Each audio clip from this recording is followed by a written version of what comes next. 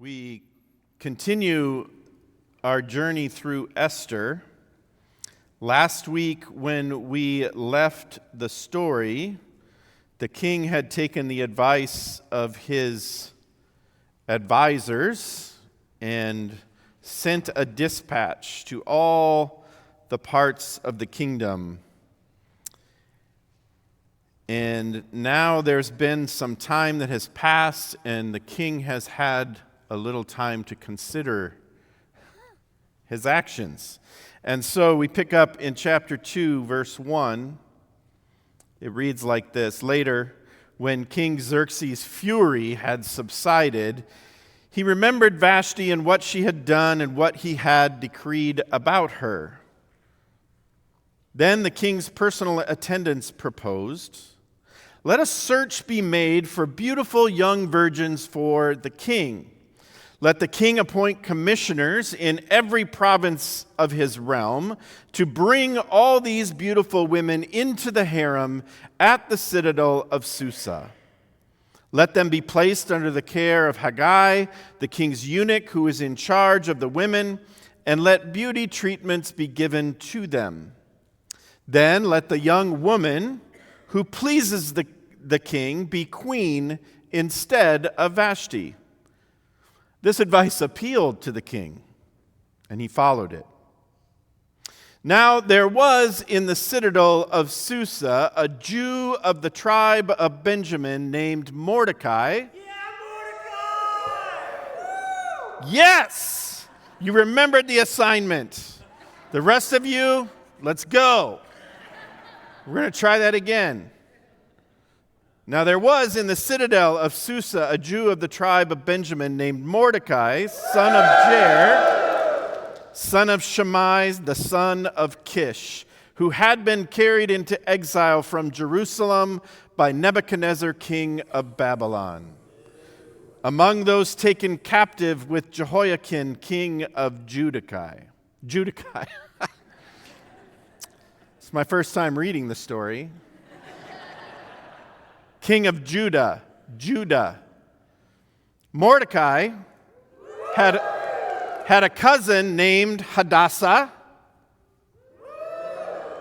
that's Esther, whom he had brought up because she had neither father nor mother. This young woman, who was also known as Esther, had a lovely figure and was beautiful. Mordecai had taken her as his own daughter when her father and mother died. When the king's order and edict had been proclaimed, many young women were brought to the citadel of Susa and put under the care of Haggai. Esther also was taken to the king's palace and entrusted to Haggai, who had charge of the harem. She pleased him and won his favor. Immediately, he provided her with her beauty treatments and special food. He assigned to her 7 female attendants selected from the king's palace and moved her and her attendants into the best place in the harem. Esther had not revealed her nationality and family background because Mordecai had forbidden her to do so. Every day he walked back and forth near the courtyard of the harem to find out how Esther was and what was happening to her. Before a young woman's turn came to go in to King Xerxes, she had to complete 12 months of beauty treatments prescribed for the women, 6 months with oil and myrrh, and 6 with perfumes and cosmetics. And this is how she would go to the king. Anything she wanted was given her to take with her from the harem to the king's palace. In the evening, she would go there, and in the morning return to another part of the harem to the care of Shashgaz, the king's eunuch, who was in charge of the concubines. She would not return to the king unless he was pleased with her and summoned her by name. When the turn came for Esther, the young woman Mordecai had adopted, the daughter of his uncle Abihail, to go to the king, she asked for nothing other than what Haggai, the king's eunuch who was in charge of the harem, suggested. And Esther won the favor of everyone who saw her. She was taken to King Xerxes in the royal residence in the 10th month, the month of Tebeth, in the 7th year of his reign. Now, the king was attracted to Esther more than to any of the other women, and she won his favor and approval more than any of the other virgins. So he set a royal crown on her head and made her queen instead of Vashti. And the king gave a great banquet, Esther's banquet, for all his nobles and officials. He proclaimed a holiday throughout the provinces and distributed gifts with royal liberality. Please join me in prayer. Bless us this day, O Lord, with vision. May this place be a sacred place, a telling space, where heaven and earth meet. Amen. Before I begin, I feel the need for a word of explanation. If you are visiting with us this morning, that is not how we normally read Scripture. And if you haven't been here, if you weren't here the last couple weeks, one of the things that we talked about is in the Jewish tradition on the festival of Purim, when the story of Hadassah, Esther, is read, that's what they do. They read a summary of the story, and every time Mordecai and Esther are named, they cheer, and every time Haman, who we haven't met yet, is named, they boo and hiss, and the same for Xerxes. The title of today's sermon, which I don't always title my sermons, because when I was earlier in my career, there were weeks where in churches that I served where they had to have a name for the sermon. I swear there were weeks where I spent almost as much time trying to figure out what to call the sermon as I did writing the sermon, which seemed like a problem. At any rate, mysterious ways. And that's because as we begin to get further into this story, we start to realize, as we talked about last week, that this story is different from other Bible stories. And we talked about some of those ways last week. The biggest one being that God is never mentioned directly in the story. Not once.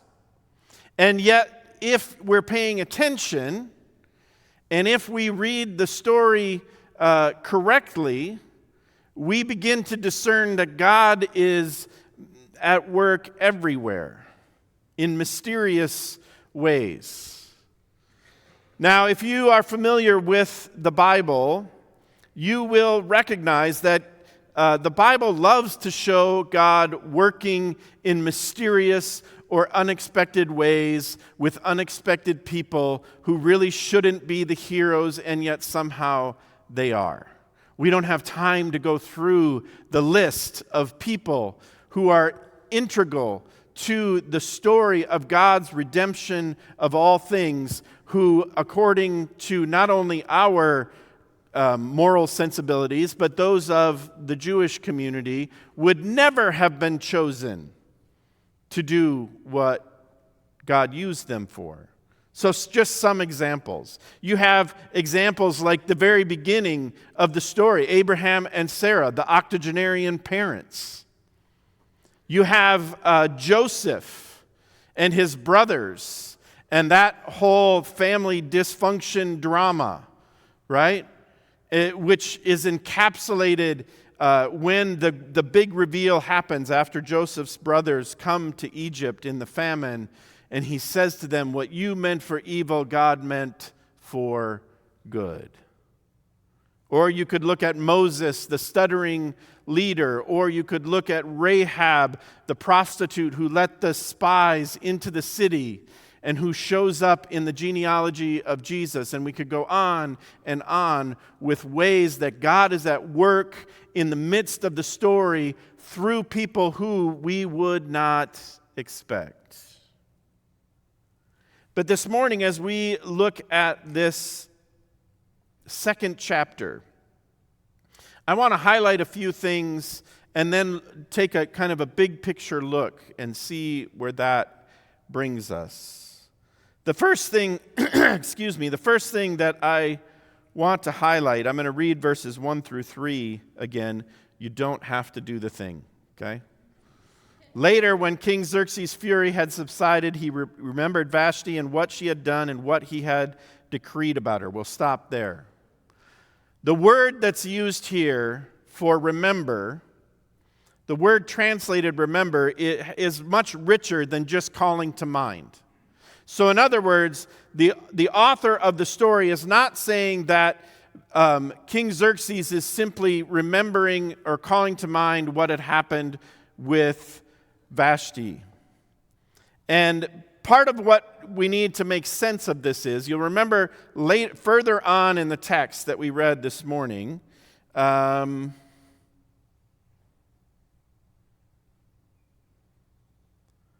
it was verse 16, it says that Esther gets taken to Xerxes in the 7th year of his reign. If you remember the beginning of this story, we were in the 3rd year of his reign. So 4 years have passed between chapter 1 and chapter 2. So Xerxes remembered Vashti, and the word that's translated remember here has a much richer sense. Having one commentary says the connotation of recalling something with affection, almost like nostalgia. The author goes on to say, in other words, Xerxes is not simply reviewing dispassionately the events that transpired. He's remembering Vashti warmly and perhaps regretting his impetuous, drunken decision to not only banish her, but perhaps to summon her at all in the way that he did. All of this is between the lines of the story, but the way the Hebrew word that's used here that we translate remember is suggesting that there's some regret on Xerxes' part for the choices that he's made. And it's such that his attendants notice it, because then they come up with a plan. The personal attendants propose, let a search be made for beautiful young virgins for the king. Let the king appoint commissioners in every province of his realm to bring all these beautiful young women into the harem at the citadel of Susa. Let them be placed under the care of Haggai, the king's eunuch. Let beauty treatments be given to them, and let the young woman who pleases the king be queen instead of Vashti. And then there's a couple of sides in this chapter that I just love, and here's one of them. This advice appealed to the king, and he followed it. This advice appealed to the king, and he followed it. The king likes this idea. The king thinks this is a really good idea. Now, part of what we need to understand of what's going on here is because we hear this with our 21st century Western ears, and if we hopefully are well tuned and our spiritual centers are in place, we recognize that this whole plan is problematic, right? Because Xerxes is sending for these young women. There's no suggestion that they have a choice, which of course we know in that era they did not. Now, we recognize that this is one of those places where there are probably any number of different responses to this kind of summons. One possible response might be that some of the young women thought that this was like winning Persian Idol, because life was hard. And even if you don't become queen, you will live in the palace for the rest of your life in the lap of luxury. Now, it might not be what you had imagined for your life, but most certainly you would be well taken care of, which might be more than could be said for you wherever in the provinces that you come from. There were others, probably, who came resisting, fighting, not happy about it, feeling overwhelmed and trafficked is a word that comes to mind. And there were probably any number of responses in between. One of the things that we need to recognize is that this, because one of the tendencies might be to read this story, as I said last week, and turn it into a kind of a feminist rant, right? And certainly there's material here. You know, Vashti was a strong, courageous woman who said no to the king. That is good stuff, right? Esther, in her own way, as we'll talk about as we go through the chapters, demonstrates qualities of an amazing female leader and makes choices that are courageous and some choices that are problematic. We'll come back to that. But I came across this that I thought was interesting. The historian Herodotus reports, the ancient historian, as if the name didn't tip you off, reports that 500 young boys were gathered each year and castrated to serve as eunuchs in the Persian court. So this commentator, who is a woman scholar, says this: one might argue that the young women actually got the better deal. The gathering of the virgins, whether consensual or not, is not sexism. It is a brutal act typical of how power was used in the Persian court. So the issue here is not so much sexism, but a power that is unhindered and unchecked. She goes on to write, everyone, whether male or female, was at the disposal of the king's personal whims. This is the context of this story. Everyone outside of Xerxes' immediate circle, and some of those inside his immediate circle, as we will learn as we go through the story, are completely at the whim of the king. Or completely at the whim of those who are around the king. Another quote from the same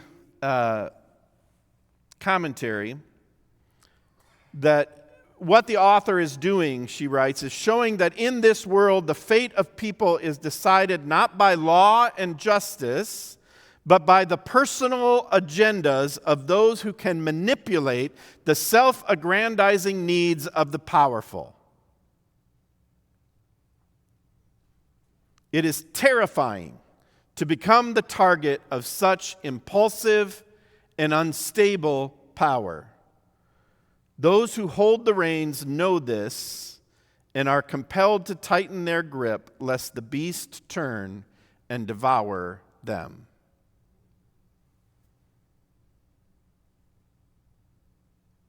The fate of people is not decided by law and justice, but by the personal agendas of those who can manipulate the self-aggrandizing needs of the powerful. It's all about who has the king's ear.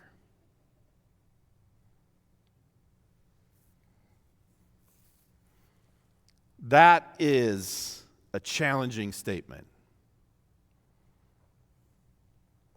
And we all recognize that it has been true all through history, and it continues to be true today.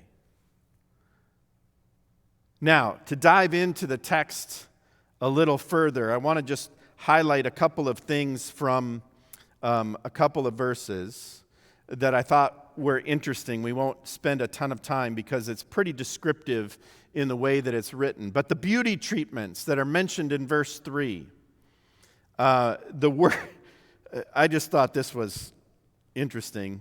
The word that's used, the literal meaning is to scour and polish. So 12 months of scouring and polishing. How's that sound? Not great. But this just exhaustive treatments, right, that are preparing these girls to be presented to the king.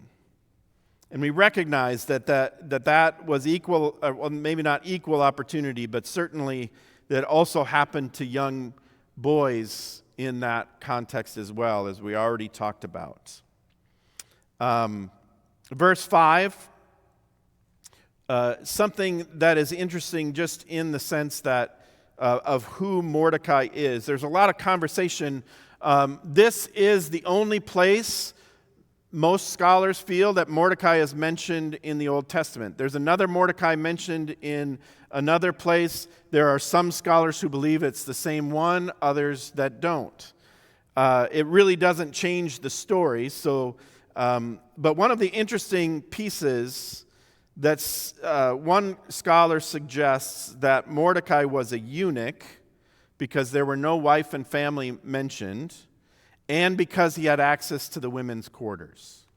As you might imagine from the descriptions that we've read, the harems of Xerxes would have been very well guarded, very well isolated. And not just anybody, especially men, would have had access to those places. And so because we know that Mordecai walked back and forth outside of the women's quarters every day trying to get news about Esther, that he had access. And so this scholar suggests that perhaps Mordecai was a eunuch, which there are some other interesting conversations that might flow from that if that were true.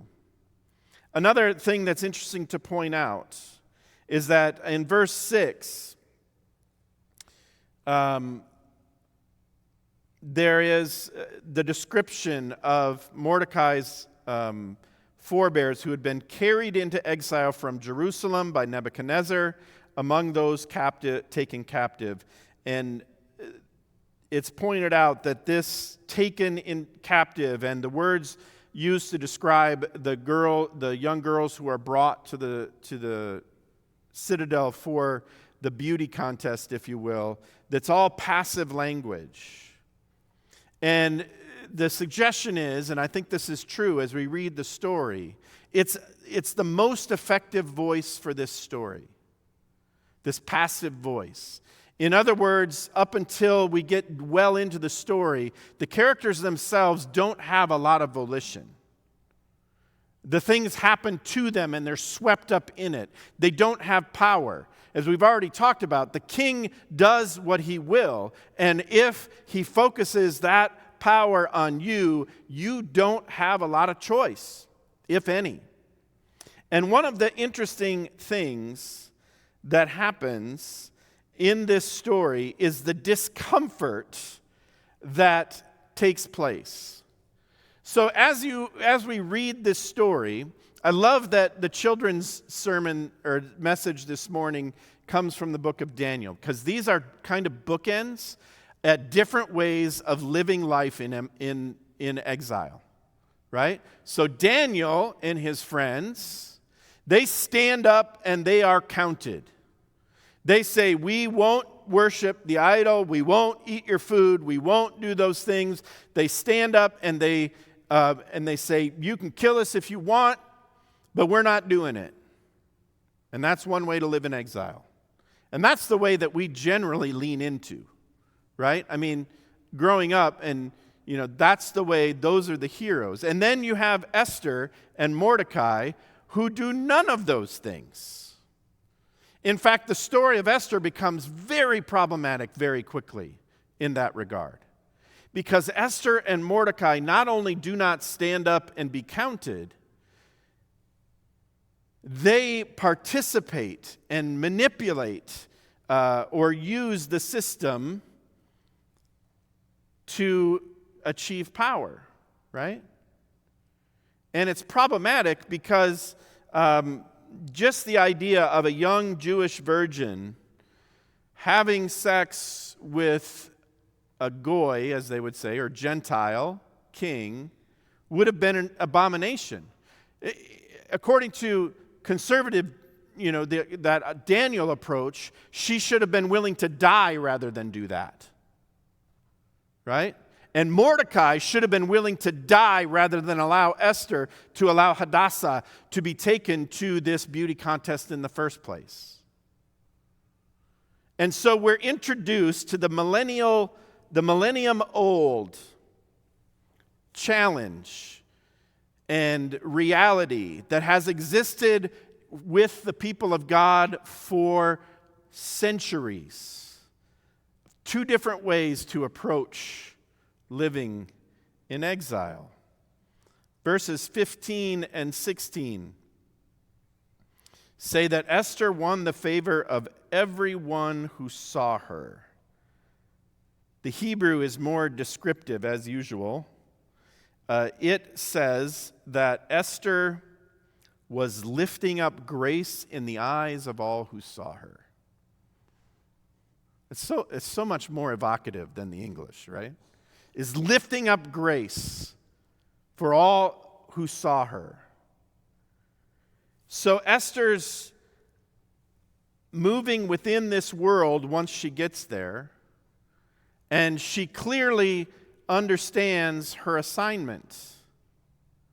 Because she follows Mordecai's advice, she conceals her identity until such time as it ends up saving her people.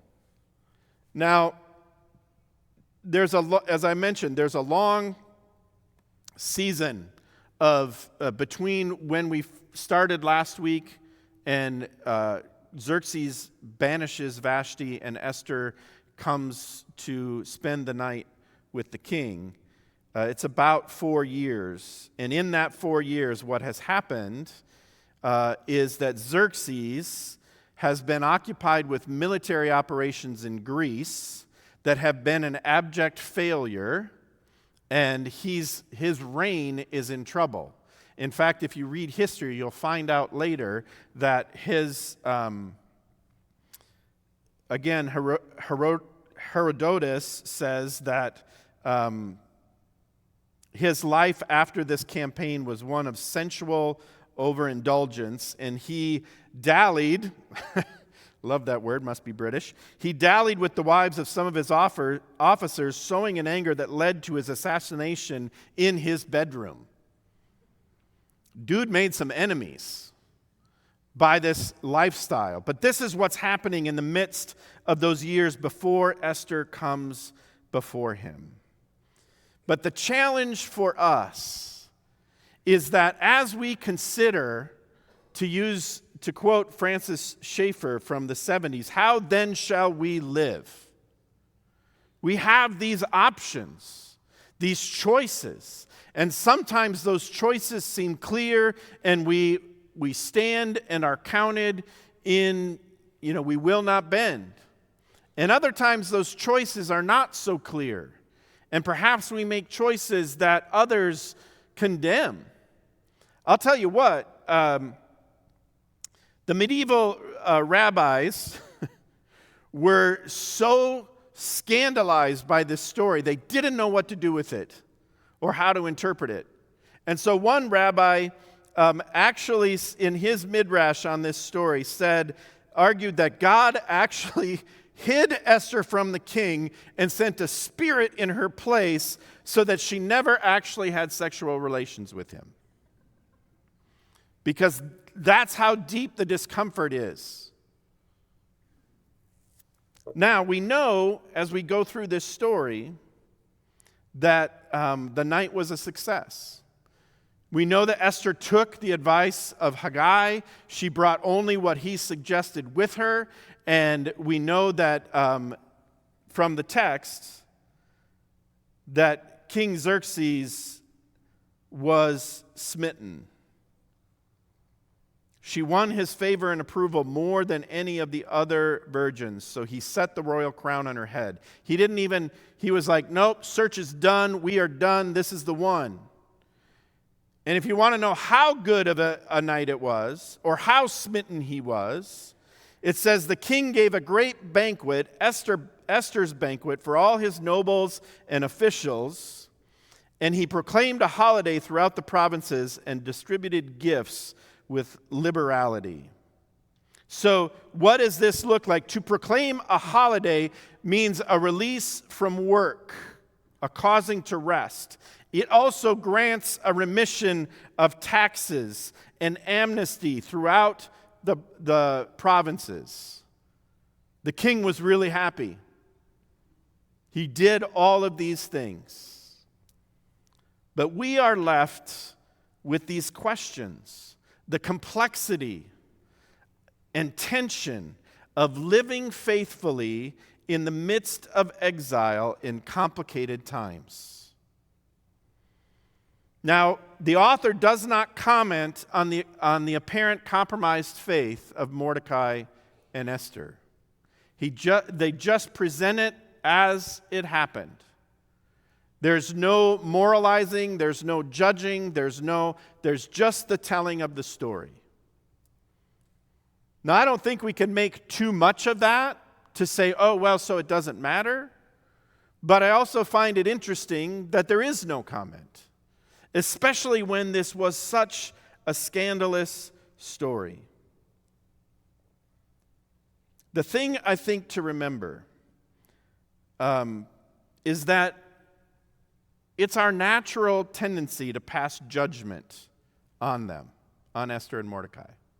Right? It's almost instantaneous for us to hear this story and all of a sudden start listing the ways that Esther and Mordecai were deficient, mostly because usually it makes us feel better. But if we do that, we miss an important point. One commentator suggests that the deliberate silence is part of the message, that regardless of their character, their motives, or their fidelity to God's law, the decisions Esther and Mordecai make move events in some inscrutable way to fulfill the covenant promises God made to his people all those years ago. In other words, God is mysteriously at work and is drawing straight with crooked lines. It's important to remember as we look at this that this story is not just a story about two hostile peoples. It's the story about how God is rescuing his people.